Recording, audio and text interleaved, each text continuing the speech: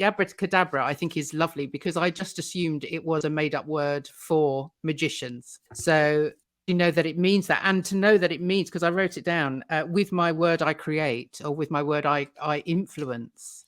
Yeah. So that, I mean, that's quite I'm a, empowering, isn't it? Really? Yeah. I'm a card carrying member, folks.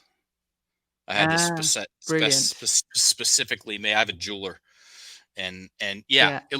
it's wild. It changed. I remember when I went down to Ecuador. I lived down in Ecuador for a year and a half, and a buddy of mine. We were out to lunch with a group of people, and he knew what I was. This is the moment when I heard the definition of abracadabra.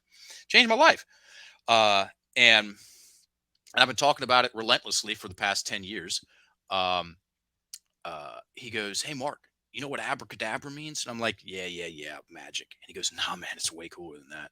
He goes, he told me the story. It's Aramaic, and the whole thing. And the hair stood up on my arms.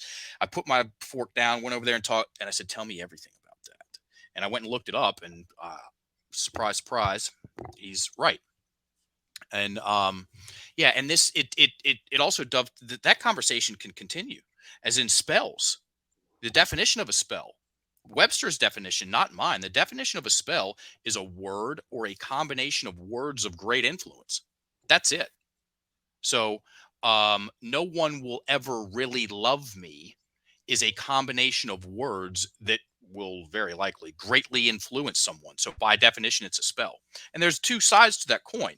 There are constrictive spells and there are expansive spells. Um, Great things happen when I show up.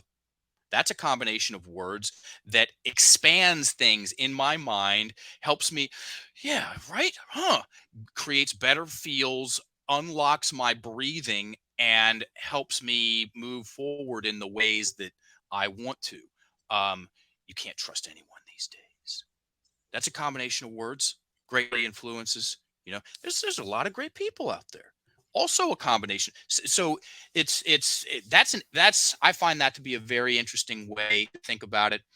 I've shared that with a lot of people, and I've seen a lot of people go, "Huh," which is also known as a cognitive shift. So you're working with somebody and they go, "Hmm," or "Huh," or "Ah," that means something just changed. Yeah. And I've seen a lot of people do that when you share abracadabra with them.